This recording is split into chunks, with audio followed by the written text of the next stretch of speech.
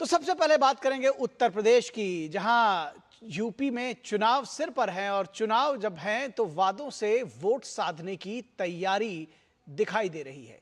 UP में चुनावों की आहट ने सियासी जंग को तेज कर दिया है और महिलाओं को केंद्र में रखकर एक नए तरह की सियासत की शुरुआत भी हो गई है। वहीं रक्षाबंधन से ठीक पहले योगी सरकार ने 60 वर्ष से अधिक उम्र की महिलाओं के लिए आजीवन मुफ्त बस यात्रा की लोक माता अहिल्याबाई मातृशक्ति योजना को मंजूरी दी है। ये 2022 के बीजेपी चुनावी वादे को पूरा करने की दिशा में उठाया गया कदम बताया जा रहा है। इसके साथ ही रक्षाबंधन पर महिलाओं के लिए विशेष मुफ्त बस यात्रा, 25 लाख टैबलेट और दूसरे फैसलों ने सियासी तापमान को बढ़ा दिया है।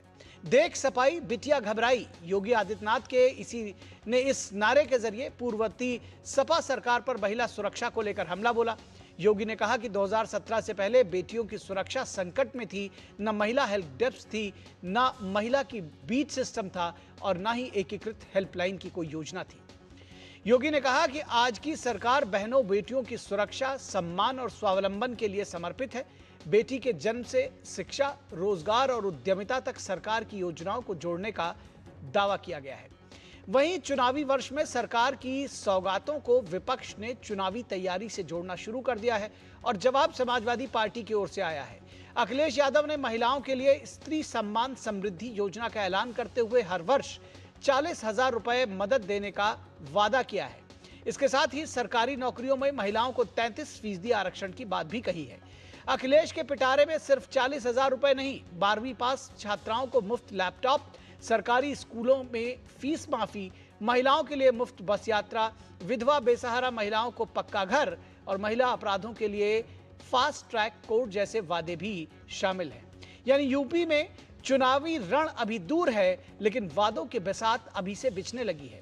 एक तरफ सरकार की ओर से योजनाओं की सौगात आई है तो दूसरी तरफ विपक्ष के बड़े बड़े ऐलान और दोनों के केंद्र में है आधी आबादी का वोट। फ्री बस, मुफ्त लैपटॉप, आर्थिक मदद और दूसरी रियायतें। सवाल उठने लगा है कि क्या यूपी में फ्री बी पॉलिटिक्स का नया दौर शुरू हो गया है। सत्ता और विपक्ष दोनों जनता की जरूरत और चुनावी गणित के बीच अपनी अपनी जमीन तलाश रहे हैं। यह सवाल बार बार पूछा जा रहा है और दरअसल इस पर भी बहस हो रही है कि फ्री बी किसको समझा जाए और किसको कहा जाए। इसी चुनावी माहौल के बीच जेपीएनआईसी पर भी सियासत तेज हो गई है। योगी कैबिनेट ने अखिलेश सरकार के ड्रीम प्रोजेक्ट को 30 साल के लिए निजी कंसोर्टियम को लीज पर देने की मंजूरी दी है। बीजेपी इसे वर्षों से अधूरे पड़े प्रोजेक्ट को पटरी पर लाने का रास्ता बता रही है। वहीं 265 करोड़ रुपए से 800 करोड़ रुपए से ज्यादा तक पहुंची लागत और निर्माण प्रक्रिया पर उठे पुराने सवालों को लेकर सपा सरकार पर भ्रष्टाचार के आरोप लगातार बढ़े जा रहे हैं। यह पूछा जा रहा है कि जब योजना 265 करोड़ रुपए से शुरू हुई थी तो बार बार रिवाइज करके वो 800 करोड़ रुपए से ज्यादा तक आखिर कैसे पहुंच गई। अखिलेश यादव ने भी पलटवार किया है और पूछ रहे हैं कि भाजपा सरकार है या फिर दुकानदार है। उनका आरोप है कि जेपीएनआईसी को निजी हाथों में सौंपकर सरकार सार्वजनिक संपत्ति के निजीकरण की राह पर चल रही है और उन्होंने इसे कमीशन और निजीकरण की राजनीति बनाया है। यानी यूपी में चुनाव का बिगुल भले ही अभी औपचारिक तौर पर न बजा हो, लेकिन 2027 की चुनावी पटकथा की शुरुआती पंक्तियां अभी से लिखी जाने लगी हैं।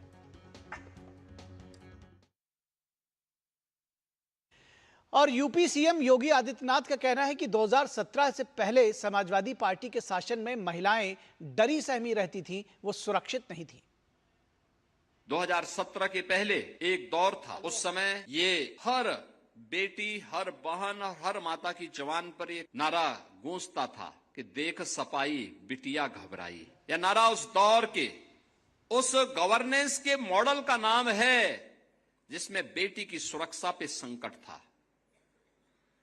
जहां पे उनका कोई सम्मान नहीं रह गया था और स्वावलंबन की बात ही कहां। जब सुरक्षा नहीं, सम्मान नहीं तो स्वावलंबन कहां से। न कोई इंटीग्रेटेड हेल्पलाइन थी, न कोई कमांड सेंटर था, न सीसीटीवी का नेटवर्क था, न महिला बीट सिस्टम था, न महिला हेल्प डेस्क। और योगी आदित्यनाथ ने युवाओं को रोजगार को लेकर भी घोषणा की है। मैं प्रदेश भर के युवाओं को इस बात के लिए आश्वस्त कर रहा हूं कि अगले 6 महीने के अंदर, नोट करिए, अगले 6 महीने के अंदर 1 लाख नौजवानों को फिर सरकारी नियुक्ति पत्र अलग अलग स्टेज में हर सप्ताह उपलब्ध करवाने जा रहे हैं। 1 लाख सरकारी नियुक्ति पत्र हम देने जा रहे हैं। यूपी के अंदर कभी ये कल्पना होती थी? यहां हम 6 महीने के अंदर ही 1 लाख नौजवानों को सरकारी नियुक्ति पत्र दे दें। सारी परीक्षाएं पूर्ण हो गई, रिजल्ट की प्रक्रिया चल रही है। समाजवादी पार्टी के मुखिया अखिलेश यादव ने भी आधी आबादी को लेकर नए ऐलान किए हैं। जहां स्त्री सम्मान समृद्धि योजना लागू की जाएगी, ये आधी आबादी की पूरी आजादी का संकल्प है और उन्हें हर साल 40,000 रुपए देकर के उन्हें आगे बढ़ाने का काम समाजवादी सरकार में होगा। और सपा नेता डिंपल यादव पीडीए में ए का अर्थ अब आधी आबादी बता रही हैं। पाठशाला प्रशिक्षण के माध्यम से सम्मान समृद्धि का वो मार्ग बनाया जाएगा जो धीरे धीरे स्त्री को अपने पैरों पर सम्मान के साथ सिर उठाकर खड़ा होना सिखाएगा। पीडीए के ए में शामिल आधी आबादी के प्रति ये योजना हमारी सकारात्मक सोच का परिणाम है। और कांग्रेस नेता अजय राय दावा कर रहे हैं कि यूपी में कांग्रेस का बोलबाला है। गोरखपुर में तलवार से काटा गया ब्राह्मण समाज को, बच्ची के साथ दुष्कर्म किया गया पुलिस के द्वारा।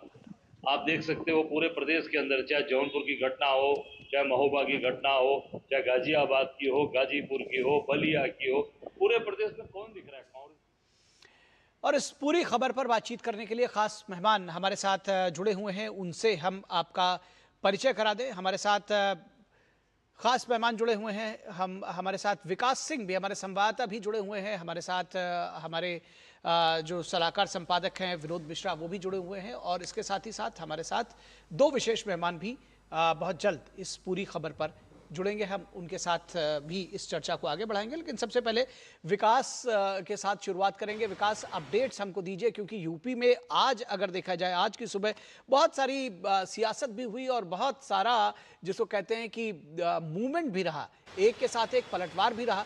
और किस तरह से आप आकलन करेंगे, क्या कुछ योजनाएं सरकार की तरफ से रही और किस तरह से उसको देख रहे हैं कि एक पलटवार के तौर पर कहा जाए तो गलत नहीं होगा जो समाजवादी पार्टी ने दिया है योजनाओं के जरिए? जी बिल्कुल, ये कहें कि रक्षाबंधन का उपहार मुख्यमंत्री योगी आदित्यनाथ ने आधी आबादी को दिया है, ये कहना बिल्कुल उचित होगा, क्योंकि सबसे बड़ी बात है कि 3 दिन तो उनको बस यात्रा फ्री रहेगी ही रहेगी रक्षाबंधन के अवसर पर। लेकिन इसके बाद जो 60 वर्ष से ज़्यादा की महिलाएं हैं, उनको आजीवन फ्री बस सेवा मिल रही है। ये एक बड़ी बात है। अगर हम शहरी क्षेत्रों की बात करें तो या ग्रामीण क्षेत्रों की, सबसे ज़्यादा फायदा ग्रामीण क्षेत्रों में होगा। जो गरीब लोग हैं, जो बुजुर्ग महिलाएं हैं, अब उनको बस यात्रा करना उत्तर प्रदेश भर में उनके लिए फ्री होगा। और सबसे बड़ी बात, इसके साथ ही उन्होंने ऐलान किया है कि अगले कुछ महीनों में 50,000 स्कूटी लड़कियों को बांटी जाएंगी। तो सबसे बड़ी बात, अगर ये चीज हम देखें तो आधी आबादी पर केंद्रित है। अब भारतीय जनता पार्टी सबसे ज्यादा महिलाओं को केंद्र में रखकर अब बातें कह रही है। और ये हो भी ना क्यों ना, क्योंकि बिना आधी आबादी के ना देश की तरक्की हो सकती है, ना प्रदेश की तरक्की हो सकती है। और सबसे बड़ी बात, उन्होंने तमाम सारे आंकड़े भी गिनाए। उन्होंने कहा कि 17 से पहले जो उत्तर प्रदेश में कामकाजी महिलाओं का प्रतिशत 13% था, जो अब 26% हो गया है। यानी महिलाएं अब कामकाज करने के लिए निकलती हैं, पढ़ाई में आगे बढ़ रही हैं। इसके साथ साथ उनको सामाजिक सुरक्षा मिल रही है, जो सुरक्षा की गारंटी है वो भी महत्वपूर्ण है। उन्होंने वो दौर भी गिनाया। उन्होंने 17 के पहले की बात कही, समाजवादी पार्टी को भी घेरा कि उस दौर में क्या कुछ माहौल रहता था, कितना सुरक्षा रहती थी। इसके साथ ही जो तमाम बड़ी चीजें हैं अब उत्तर प्रदेश में है कि महिलाओं को फोकस में रखकर काम करना। उन्होंने इस बात को भी गिनाया कि तमाम सारी जो योजनाएं हैं उसमें भी महिलाओं को स्वावलंबी बनाया जा रहा है, चाहे वो घरौनी हो, शौचालय योजना हो, उज्ज्वला योजना हो, तमाम सारी योजनाओं में अब घर जिसको मिलता है वो महिला के नाम होता है। तो महिला का कितना बड़ा सशक्तिकरण होता है, अधिकार मिलता है। तो आधी आबादी को बिना अधिकार दिए, बिना ताकत दिए एक समाज की, विकसित समाज की परिकल्पना की नहीं जा सकती है। तो वहीं चूंकि चुनाव है तो अखिलेश यादव की तरफ से भी एक बड़ा वादा आया है।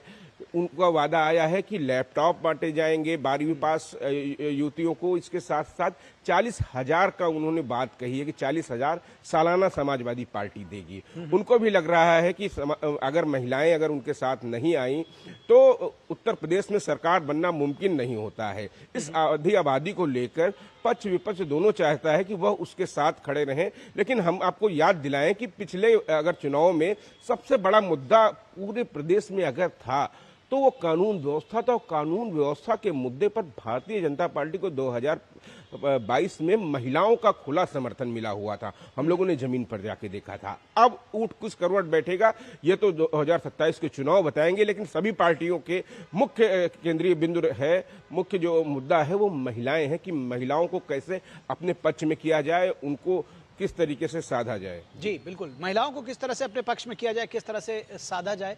हमारे साथ दो विशेष मेहमान और जुड़ चुके हैं। डॉक्टर कौशल कांत मिश्रा जो कि बीजेपी के प्रवक्ता हैं। डॉक्टर साहब बहुत स्वागत है आपका। हमारे साथ अशोक यादव जो कि समाजवादी पार्टी के प्रवक्ता है। अशोक यादव जी बहुत स्वागत है आपका। विनोद मिश्रा जी, जो बात अंतिम सेंटेंस जो विकास ने कहा कि महिलाओं को कैसे साधा जाए, आधी आबादी के वोट अपने पक्ष में कैसे किए जाए, इसको लेकर के लड़ाई उत्तर प्रदेश में साफ तौर पर देखी जा सकती है। कैसे आकलन करेंगे अगर हम आज की घटनाओं के विशेष तौर पर हम देखें कि एक तरफ योगी आदित्यनाथ ने कुछ सरकारी घोषणाएं की कि इस तरह का उन्होंने सौगात दी, तो दूसरी तरफ समाजवादी पार्टी की तरफ से भी एक लंबी फहरिस्त आई है जिसको कुछ लोग फ्रीबी की योजनाएं भी कह रहे हैं। कैसे आकलन करेंगे इसका? देखिए, आजकल के में आप देखिए कि किसी भी राज्य में, मैं सिर्फ यूपी की नहीं कह रहा हूँ, किसी भी राज्य में अगर ये चुनावी घोषणा का ऐलान से पहले अगर इस तरह के ऐलान होने लगे महिला कल्याण के सेंट्रिक में और गरीब कल्याण के सेंट्रिक में, तो आप समझ जाइए कि चुनावी रन में पार्टियां जो है वो दौड़ लगाने के लिए तैयार है। तो ये एक तरह से आप रक्षाबंधन के मौके पे आप उत्तर प्रदेश का चुनावी शंखनाद इसको मान सकते हैं। और मैं चुनावी शंखनाद इसलिए भी कह रहा हूँ कि योगी आदित्यनाथ अपना एजेंडा जो चुनाव का नैरेटिव है वो डेवलपमेंट है, यूपी का विकास है और महिला सुरक्षा है। तो रक्षाबंधन के मौके पे योगी आदित्यनाथ ने अपने उसी एजेंडे को, अपने उसी नैरेटिव को सामने में रखा है। समाजवादी पार्टी या और कांग्रेस पार्टी के अपने एजेंडे में अभी भी उन चीज़ों को लेके जो सीधे सीधे एक आधी आबादी के साथ, इमोशंस के साथ, उसके सुरक्षा के साथ, उसके परिवार को चलाने के क्या कॉम्पिटेंसी के साथ में जो जुड़ती है उसमें नहीं है। कास्ट फैक्टर अभी ज़्यादा है। अखिलेश जी का कल ही आप प्रेस कॉन्फ्रेंस सुनिए, वो लगातार अपने सेंसस, कास्ट सेंसस पे लगे हुए हैं। राम मंदिर चढ़ावा चोरी उनको लगता है कि शायद ये मदद में हमें काम आ सकता है।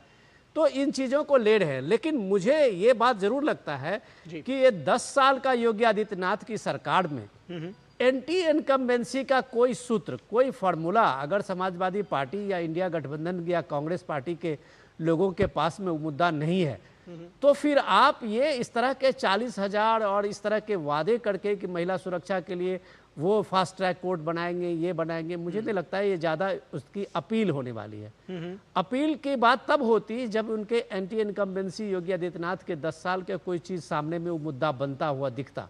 वो मुद्दा उनके सामने में सिर्फ एक राम मंदिर का चढ़ावा चोरी को इतने दिन से आप पार्लियामेंट में देखा, लगातार पूरा पार्लियामेंट का ये मानसून सेशन इसी के कारण ध्वस्त हो गया था। सपा इसको अपना एक प्रमुख एजेंडा बनाए रहता। आज अगर सपा समाजवादी पार्टी योगी आदित्यनाथ के इन तमाम घोषणाओं के बाद 40,000 का एक तरह से अनाउंसमेंट किया है जो अखिलेश जी, और सबसे इम्पॉर्टेंट चीज़ ये है कि पीडीए का एक नया नाम दिया है। अब वो पीडीए में से ए अल्पसंख्यक हट के ए आबादी हो गया है, तो आधी आबादी हो गई है। तो ये आधी आबादी के लिए एक जगह जो पीडीए में मिला है, तो एक जगह मिलने से कम लगता है कि अखिलेश जी ने एक एश्योरेंस तो दिया है आधी आबादी को कि आपकी सुरक्षा भी उनके लिस्ट में एक नंबर पे है। ये चीज़ देख सकते हैं कि चुनाव में अब कितना उसमें आधी आबादी उनके लिए कामगार साबित हो सकी। ठीक है, ठीक है। अशोक यादव जी, एक तो ये है कि पीडीए का मनमाफिक तरीके से जब जिस वोट बैंक को एड्रेस करना होता है उसका नाम रख दिया जाता है। एक तो ये आरोप है आप लोगों के ऊपर कि जैसे ए से पहले अल्पसंख्यक था, फिर उसको आपने आधी आबादी कर दिया, तो जब भी मन होगा तो पी से पिछड़ा हो जाएगा, जब मन होगा तो पी से पंडित हो जाएगा। इस पर बहुत सारी चर्चा हो चुकी है, आप आज भी कुछ इस पर ज़रूर अपना जो बात है वो ज़रूर रखिएगा। एक बात और सामने है कि एंटी इनकम्बेंसी का सूत्र नहीं है और इसलिए फ्री बी योजनाओं की झड़ी है, ये आरोप है आप लोगों के ऊपर, क्या कहेंगे? देखिए, एंटी इनकम्बेंसी की बात जो यहाँ पर हो रही है, मुझे लगता है कि आज रक्षाबंधन के वजह से जिस तरह के कुछ महिलाओं को, हमारे प्रदेश की महिलाओं को सरकार द्वारा कुछ योजनाएं बताई गई या महिलाओं के खाते में कुछ पैसे डालने की बात योगी सरकार ने की, अगर ये एंटी इनकम्बेंसी नहीं रहती सरकार के पास तो क्या इस तरह का फ्रीबीज योगी सरकार अभी तक तो नहीं की। पिछले 2 कार्यकाल में योगी सरकार ने इस तरह का फ्रीबीज नहीं किया। इस बार क्यों फ्रीबीज दे रही है? इसलिए दे रही है कि पूरी सरकार पेपर लीक मसले पर, राम मंदिर में दान चोरी मसले पर और पीडीए उत्पीड़न मसले पर, पूरी सरकार महिला उत्पीड़न मसले पर घिरी हुई है। तो सरकार के पास कोई निकलने का रास्ता नहीं सूझ रहा है। आप बताइए, विमेन एम्पावरमेंट की बात योगी जी कर रहे हैं कि सपा से जोड़ रहे हैं, लेकिन आज जो कुछ घटनाएं आपको निखिल जी सिलसिलेवार तरीके से देखने की जरूरत है कि ये घटनाएं क्या कहती हैं। अभी आपने देखा होगा 2023 में बीएचयू घटना, उसमें भारतीय जनता पार्टी के ही 2-3 लोग शामिल थे और 2023 में घटना हुई। अब पूरा 2 महीना वो बलात्कारी मध्य प्रदेश कहां घूम घूम के भाजपा का प्रचार करते रहे। जब विपक्ष ने मुद्दा उठाया तब उनकी गिरफ्तारी बड़ी मुश्किल से हुई। एक सिर्फ बीएचयू का मामला नहीं है, मैंने तो सिर्फ 2-3 मामले सिलेक्ट किए। 6 मई 2022 का द हिंदू का एक रिपोर्ट है, a minor girl raped survivor went to the Pali police station to file a complaint and was allegedly executed by SHO. हमारी बेटियां उत्तर प्रदेश के थानों में भी बलात्कार के शिकार हो जा रही और भाजपाइयों द्वारा भी बलात्कार के शिकार हो जा रही।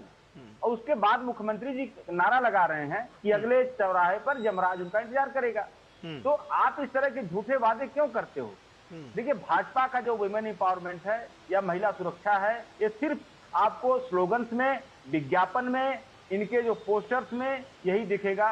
समाजवादी पार्टी ने जो विमेन एम्पावरमेंट किया वो धरातल पर दिखता है। 1090 आज भी उस सुविधा से महिलाएं हमारी लाभान्वित हो रही हैं। फ्री एम्बुलेंस जो प्रसव पीड़ा से हमारी महिलाएं, माताएं, बहनें जो कराती थी, उनके लिए अखिलेश सरकार ने मुफ्त एम्बुलेंस सेवा देकर के उनके दुख पर मरहम लगाने का काम किया। तो हमारी योजनाएं महिलाओं को धरातल पर उस चीज का एहसास करा रही हैं। योगी सरकार की अभी तक की कोई ऐसी योजना नहीं है जो महिला सुरक्षा को लेकर के या महिलाओं की एम्पावरमेंट को लेकर के कोई काम कर सकी हो।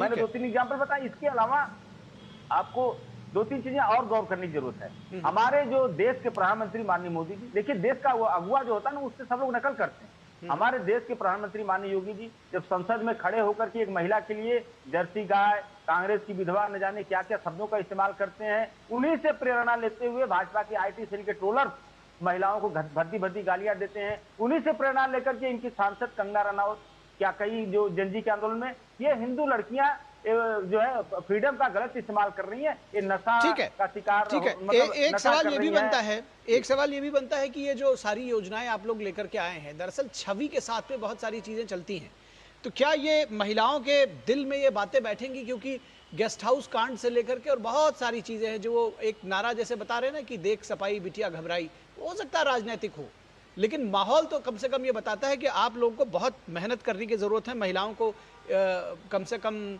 इस बात के लिए ये बताने के लिए योजनाएं आपको मिलेंगी और आप सुरक्षित रहेंगे। जो नारा योगी जी लगा रहे थे, देख सपाई, ये नारा तो कागजों में ही है, लेकिन धरातल पर नारा लग रहा है कि देख भाजपाई बिटिया घबराई। नहीं, वो तो ठीक है, लेकिन गेस्ट हाउस कांड जैसे चीजें भी हुई है, जो बीजेपी के तमाम साथी वो कहते हैं कि भाई जब मुख्यमंत्री सुरक्षित नहीं था आपके समय में, आप लोगों ने जो काम किए, तो कैसे महिलाओं को इस बात के लिए आप राजी करेंगे कि वो आप लोगों पर भरोसा करे? निखिल जी देखिए, एक आप इंसिडेंट, पुराना इंसिडेंट को लेकर के आज उसका एग्जाम्पल की कोई रिलेवेंसी नहीं। अखिलेश जी की सरकार 5 साल था, 5 साल सरकार थी और 5 सालों में महिला सुरक्षा को लेकर के, बेटियों की एजुकेशन को लेकर के जो हमारी सरकार ने काम किया, लैपटॉप से लेकर के तमाम योजनाएं देने का काम किया, उस योजना से हमारे प्रदेश की माताओं बहनों में एक हर्षोल्लास था और उसी का परिणाम रहा कि लोकसभा चुनाव में हमारी 37 सीटें इन्हीं माताओं बहनों और पीडीए की और हमारे सर्व समाज के आशीर्वाद से समाजवादी पार्टी को मिली। तो आप महिलाओं का, जेन जी का, जेन अल्फा का, जो किसानों का, सबका प्यार, सबका सम्मान की वजह से ही समाजवादी पार्टी लोकसभा में 37 सीटें हासिल की। ये कोई मामूली अचीवमेंट नहीं है निखिल जी, ठीक बहुत बड़ा बिग अचीवमेंट है। ठीक है सर, ठीक है। बीजेपी से सवाल है डॉक्टर साहब कि पिछली बार ये योजनाएं नहीं थी तो पहले क्यों नहीं दी गई थी, ये सवाल अभी अशोक यादव ने कहा। महिलाएं आपके राज्य में सुरक्षित नहीं है, सिर्फ नारे हैं आपकी तरफ से। कुछ सवाल मैं उन्हीं के दोहरा दे रहा हूं जो आप जवाब दीजिएगा। उनका कहना है कि जो समाजवादी पार्टी का विमेन एम्पावरमेंट था वो धरातल पर उतरा था, आपका नहीं उतर रहा था। लेकिन ये सवाल, इसमें एक ये भी मैं राइडर जोड़ दूं कि किस तरह से पुरानी जो उन्होंने बहुत सारी 2022-2023 का जिक्र किया, तो जो गेस्ट हाउस कांड है, क्या जनता उसको इतनी आसानी से भूल जाएगी? निखिल जी, समाजवादी अशोक जी ने 2-3 चीज़ें बताई। एक उन्होंने बताया प्रसव पीड़ा की महिला एम्बुलेंस के बारे में बताया, उन्होंने बताया लैपटॉप बांटा बिटिया लोगों को। आप खुद देखिए कि एम्बुलेंस में भी घोटाला किया और लैपटॉप घोटाला, फेमस घोटाला है दोनों। तो इस तरह की पॉलिसी बनाते थे। और ये देख सपाई बिटिया घबराई तो आज का नारा है, इनके अपने साथी कहते थे जिस गाड़ी में लगा हो सपा का झंडा उसमें बैठा गुंडा। तो गुंडागर्दी और अपराधी वाले मामले पे तो समाजवादी पार्टी बहुत पीछे है। वो इस नैरेटिव पे अगर जाएगी तो कभी सुधर नहीं पाएगी। इन्हीं के बारे में कहा जाता था कि 1 डिस्ट्रिक्ट 1 माफिया। इन्हीं की अपनी प्रवक्ता एक रोली मिश्रा जी होती थी, उनके साथ सपा में क्या हुआ, अभी कुछ दिन पहले सपा के कार्यालय में महिलाओं के साथ क्या हुआ। अब अगर हम मान लेते हैं कि दलित नेत्री मायावती जी के साथ जो इन्होंने गेस्ट हाउस में किया वो बहुत पुराना है, तो इनका इतिहास तो आज तक चलता रहा। अरे कहाँ हम भूल जाएंगे। ये आधी आबादी और अल्पसंख्यक में कंफ्यूज कर रहे हैं। जब इन्हें चूज करना होता है तो ये अल्पसंख्यक को चूज करते हैं, आधी आबादी को भूल जाते हैं। नहीं तो आपको याद नहीं है वो गौरव जाट और सचिन जाट जिसको हत्या कर दी गई थी, उनकी बहन को एक अल्पसंख्यक ने छेड़ा ही तो था, जिसका उन्होंने विरोध किया था तो दोनों को कत्ल कर दिया था। और उसके बाद उत्तर प्रदेश में सालों बाद एक ऐसा तांडव हुआ था दंगे का, कामल का बवाल, जिसमें से कम 60 लोग मारे गए, 50,000 लोग विस्थापित हो गए। ऑफिशियल रिकॉर्ड ये कहते हैं कि सैकड़ों बलात्कार की घटनाएं हुई, जिसमें से करीब 1200 लोगों के खिलाफ FIR दर्ज है, जांच चल रही है। तो इन्हें जब सेलेक्टिविटी बहुत अच्छी है, जब भी महिला और अल्पसंख्यक में इन्हें चूजना होगा तो ये अल्पसंख्यक को चूज करते हैं। ये तो एग्जाम्पल है। अदरवाइज आप बताइए, सिंपल सी बात थी, किसी लड़की को छेड़ा गया, उनके भाइयों ने अपोज किया और आजम खान जो वहां पर उस समय सफाई महोत्सव में लड़कियों का बड़ा सम्मान कर रहे थे बैठ करके, वहां से उन्होंने दंगा भड़काया और क्या हाल कर दिया। तो इनके ये जब महिला के बारे में बात करते हैं तो प्रदेश की महिलाएं इतनी समझदार हैं। और आप याद कर लीजिए 2017 के पहले किसी से जाकर के सड़क पर के, लखनऊ नहीं, हम तो कहते हैं गोरखपुर, जौनपुर, कानपुर, प्रदेश में कहीं पे भी चले जाइए, किसी महिला से पूछ लीजिए, अगर वो उसने 2012 में वो बालिग रही हो कि जिसकी उम्र 40, 30, 35 साल के आसपास हो, उस समय 2017 के पहले बारक में महिलाएं कितना घूमती थी प्रदेश में, कितनी देर तक रात में बाहर रहती थी, कितना उनका शिक्षा के लिए प्रोत्साहन होता था, और आज क्या है।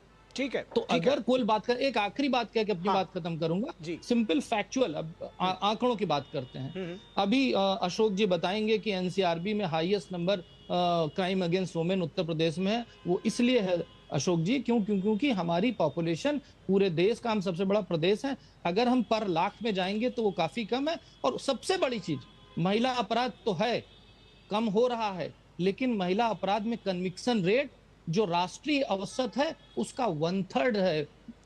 आप समझ लीजिए, कन्विक्शन रेट हाईएस्ट है उत्तर प्रदेश का महिला अपराध में। राष्ट्रीय औसत करीब 23-24 के आसपास, हमारा 75 है, 3 गुना ज्यादा है। तो हम महिला अपराध में जीरो टॉलरेंस नीति के साथ चल रहे हैं। हम महिलाओं का सशक्तिकरण कर रहे हैं। और आखिरी बात कह के, अगर महिलाओं का आप इतने ही तैसी हैं तो महिला आरक्षण पे विरोध क्यों कर रहे हैं? पास क्यों नहीं करवा देते? ठीक है, ठीक है। अशोक यादव जी, मैं चाह रहा हूँ इस राउंड में बहुत कम समय में एक मिनट में आप सब लोग अपनी बात रखें। तो बहुत सारे सवाल है आपके साथ में। एक तो उन्होंने यही लगा दिया कि भाई मैं आप लोग एक जो चीज़ भी- जोड़ना चाह रहा हूं। ठीक है सर, बहुत जल्दी। मैं सुना, अभी डॉक्टर साहब का सुना, अशोक जी का भी सुना। हमारा जो मुद्दा है हम उस मुद्दे पे भी डिस्कस करना चाह रहे हैं कि अशोक जी, सबसे इम्पोर्टेंट है कि समाज में रोटी, कपड़ा और मकान, ये बेसिक ज़रूरत पे है। और आज योगी आदित्यनाथ की 10 साल सरकार में अगर ये रेवेन्यू सरप्लस का यूपी पहला स्टेट है आज की तारीख में। यूपी एक बीमारू राज्य से आज एक विकसित यूपी का अपना एक संकल्प के साथ आगे बढ़ रहा है। आज यूपी एक्सप्रेसवे के मामले में भारत का सबसे अव्वल राज्य है, जहां एक्सप्रेसवे का जाल बिछा हुआ है। तो जहां विकास के इतने पैमाने हैं, वहां आप ऐसा कौन सा मुद्दा समाजवादी पार्टी का है जो मुद्दा आज हमने आपका देखा, जो अखिलेश जी बीजेपी की दुकानदारी बता रहे थे जेपीएनआईसी को लेकर। जी जी जी।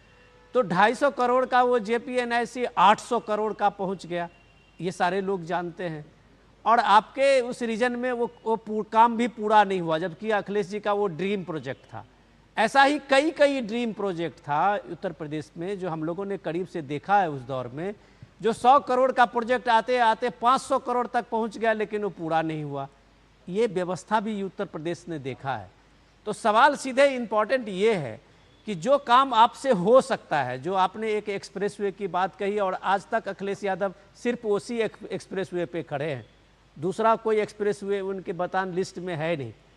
तो आखिर क्या क्रेडेंशियल है समाजवादी पार्टी का, जो समाजवादी पार्टी ये 25 करोड़ के यूपी के लोगों में जाति और धर्म के अलावा, जो माई समीकरण के अलावा वो बता सकें, पीडीए के अलावा बता सकें कि अखिलेश यादव ने ये करके दिखाया है। ठीक ऐसा है, कुछ ठीक है। तो एक ये जो जिस तरह से बातें उठ रही हैं, एम्बुलेंस में घोटाला, लैपटॉप में घोटाला, अब जेपीएनआईसी वो भी कह रहे हैं कि 250 करोड़ से बढ़ के 268 करोड़ से बढ़ के 800 से ज़्यादा करोड़ का हो गया। तो हर चीज़ में तो घोटाला, ये सवाल भी सर आप लोग को लेने पड़ेंगे। अशोक यादव जी। हाँ देखिए, बिल्कुल निखिल जी, देखिए विनोद जी ने अच्छा सवाल उठाया सरप्लस, उत्तर प्रदेश का बजट को सरप्लस को लेकर के। लेकिन ये चीज वो भूल गए कि उत्तर प्रदेश में इतिहास में अब तक 9 लाख करोड़ का कर्ज कभी था, अब तक 9 लाख करोड़ का कर्ज कभी नहीं था। और 37,500 पर कैपिटा डेप्ट, पर कैपिटा इनकम तो हम लोग जानते थे, लेकिन पहली बार सुनने में आया पर कैपिटा डेप्ट, प्रति व्यक्ति ऋण जो है उत्तर प्रदेश में 35,700 रुपए। तो इस बात को भी ध्यान में रखना चाहिए कि जो है कर्ज लेकर के घी पी रही उत्तर प्रदेश की योगी सरकार। दूसरी बात, इन्होंने एक्सप्रेसवे की बात किया। आप बताइए कि हमारा जो लखनऊ आगरा एक्सप्रेसवे का हम एग्जांपल बार बार क्यों देते हैं? क्योंकि हिंदुस्तान का पहला एक्सप्रेसवे हमारी सरकार ने बनाया, जिस पर जगुआर जैसे, हरकुलिस जैसे विमान लैंड किए। और आज तक 10 साल हो गया ना निखिल जी, आज तक उस एक्सप्रेसवे में कहीं कोई कमी नहीं आई। सरकार बनने के पहले लोग फावड़ा कुदार लेकर के एक्सप्रेसवे खोद रहे थे, लेकिन केंद्र सरकार की संस्था आरआईटी ने कहा कि मानक से भी अच्छा बना हुआ है। और ये लखनऊ कानपुर एक्सप्रेसवे 4200 करोड़ की लागत से बना 63 किलोमीटर एक्सप्रेसवे 80 जगह धंसा। पूरे विश्व बिरादरी में हमारी नाक कटी कि उत्तर प्रदेश में ऐसी सड़कें बनती है। न सिर्फ लखनऊ कानपुर, बुंदेलखंड एक्सप्रेसवे मोदी जी फीता काट रहे हैं, उधर एक्सप्रेसवे धंस रहा है। तो ऐसा फॉल्टी एक्सप्रेसवे, ऐसा भ्रष्टाचार का शिकार एक्सप्रेसवे अगर योगी सरकार बना के अपनी पीठ थपथपा रही है तो भाई ठीक है, उनको वेलकम। और दूसरा, कौशल जी ने कहा कि हमारे यहाँ कन्विक्शन रेट बहुत अच्छा है। आप ये बताइए कन्विक्शन रेट कैसे अच्छा होता है? जब सरकार ईमानदारी से जांच करती है, जब ईमानदारी से कोर्ट में पैरवी करती है। लेकिन मैंने जो बीएचयू का कांड बताया, इसमें उन दरिंदों की इतना लचर पैरवी सरकार ने करी कि 2-2.5 महीने में जमानत हो गई, सब बाहर आ गए। कन्विक्शन रेट कैसे हाई हो गया भैया? और तीसरी लास्ट मैं कहूंगा कि आपने कहा कि हाँ, हमारे लोग बच्चियों के प्रति, महिलाओं के प्रति बहुत ईमानदार हैं। आपके पुणे का एक घटना है ना निखिल जी, अभी एक हफ्ता भी नहीं हुआ होगा, पुणे की घटना है। एक 8 साल की मासूम बच्ची शॉर्ट्स पहन के अपने पेरेंट्स के साथ घूमने आई थी। इन्हीं भारतीय जनता पार्टी के लोगों के दिमाग में न जाने कौन सा जहर भरा है, दौड़ा दौड़ा के उसके पेरेंट्स को मारे, उस बिटिया को मारे। तो आप बताइए, आप बच्चियों को नहीं छोड़ रहे हैं, आप महिलाओं को थाने में नहीं छोड़ रहे हैं। ठीक है सर, जवाब ले लेते हैं, समय बहुत कम रह गया सर, सबके पास जाना है। आपका पॉइंट आ गया, बहुत जल्दी से जवाब दीजिए डॉक्टर कौशल कांत। समाजवादी पार्टी की संस्कृति एक लाइन में बताऊं तो ये है कि लड़के हैं, लड़कों से गलती हो जाती है, ये इनकी संस्कृति रही है। और जो मैंने कहा था उस पर बच के निकल गए कि अल्पसंख्यक और आधी आबादी में ये अल्पसंख्यक गोद में गिरते हैं। इनके बारे में तो मुलायम सिंह जी ने कहा था, जो बाप का ना हुआ, जो चचा का ना हुआ, जो अपनी पत्नी का ना हुआ, वो देश की बहन बेटियों को क्या होगा। आपको याद होगा मौलाना जी की टिप्पणी डिंपल जी के ऊपर, उसके बाद इन्होंने चुप्पी साध ली थी।